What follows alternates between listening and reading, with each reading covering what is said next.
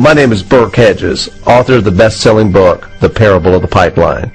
I open my book with a story about Pablo and Bruno, who take two very different paths in their quest for financial independence. What you're about to see is the delightful animated story of their adventure. So, sit back, relax, and enjoy the life-changing lessons in The Parable of the Pipeline.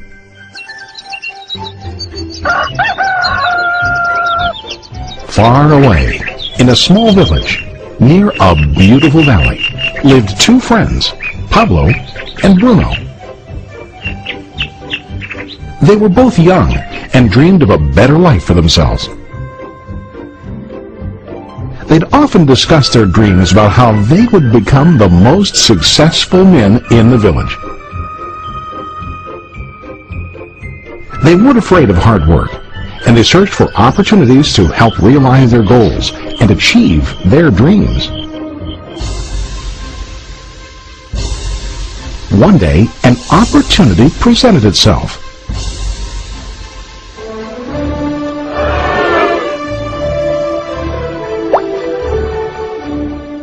The mayor of the village decided to hire two people to bring water from a spring up on the mountain, across the valley, back down to the village. They were to be paid based on the amount of water delivered to the village. Bruno and Pablo enthusiastically got to work. Every day, from morning till evening, they carried buckets to and from the spring. They worked hard, carrying water to the village. In the evening, they'd return home with their day's wages.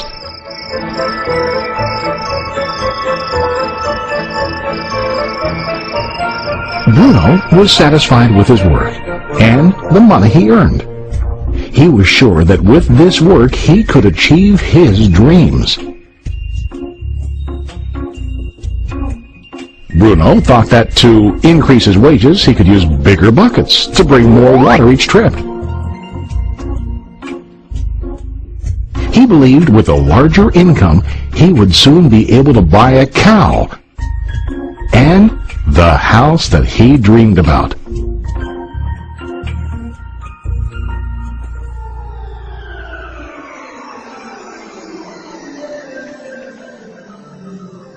Now Pablo was not satisfied.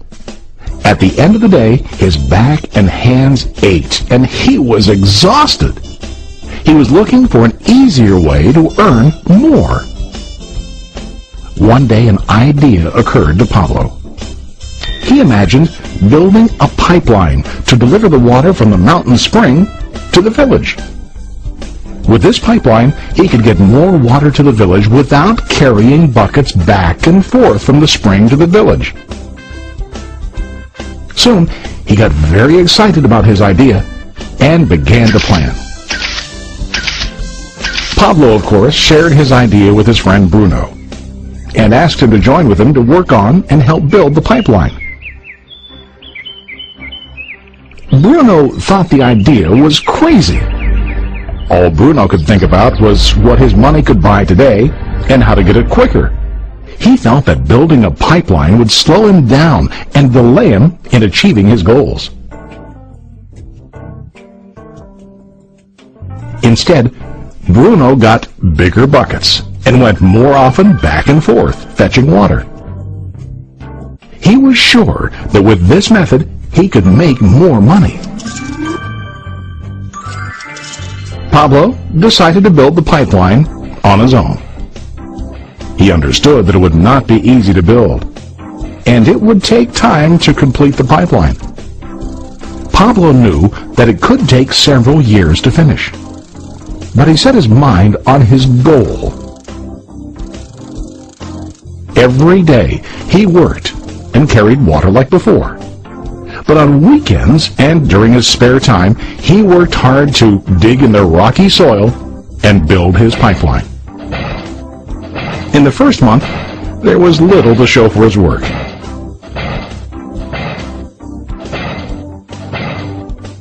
Bruno and the villagers laughed and teased him.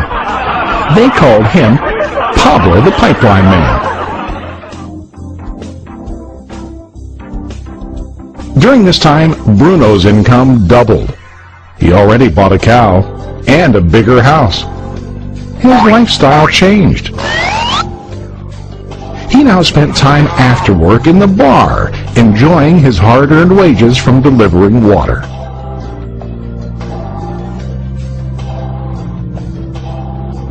What Bruno didn't realize was that his body was starting to stoop from carrying heavy buckets every day.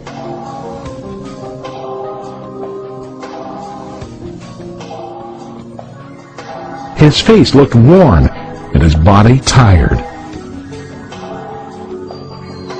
Soon, he began to carry less and less water due to the wear and tear on his body.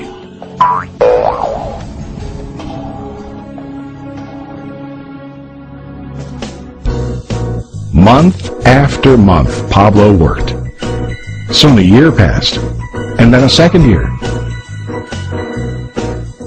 Finally, Pablo finished his pipeline. He now used his pipeline to deliver water to the village instead of carrying buckets. Pablo was now earning more money than ever before. The water continued flowing to the village, while Pablo wasn't working. While he slept and ate, the water flowed. Pablo was happy and proud of his insight, persistence, and hard work. Now his income flowed as long as the water flowed through his pipeline.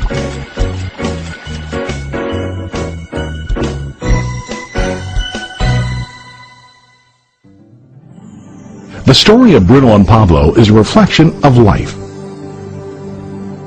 Their jobs symbolize what most people do to earn money. Bruno gets his money using buckets. He goes back and forth, carrying his buckets from the spring to the village in exchange for money.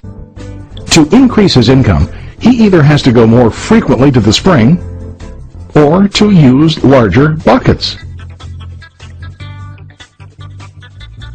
It's common in real life to increase our income by working harder. For example, working overtime or getting a second job. We also increase the size of our buckets by accepting a higher paying position, which often includes spending more time on the job.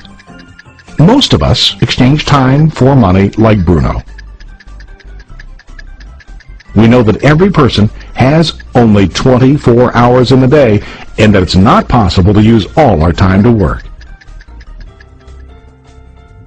The most difficult time comes when we can no longer exchange time for money due to age, health, or other reasons.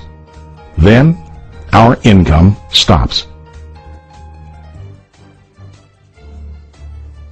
Now let's review what Pablo did. Very wisely, Pablo did not exchange all of his time for a limited income, but he used some of his time to build a pipeline.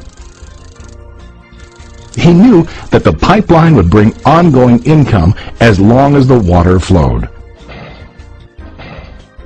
An ongoing income that multiplied the time he worked each day. Pablo knew that someday, maybe because of age or health, he would no longer be able to exchange his available time for money. Pablo knew that if he could make his idea of a pipeline work, then he only has to do the hard work of building the pipeline. After the pipeline was completed, Pablo was able to monitor and maintain the flow of water to ensure that his income will continue.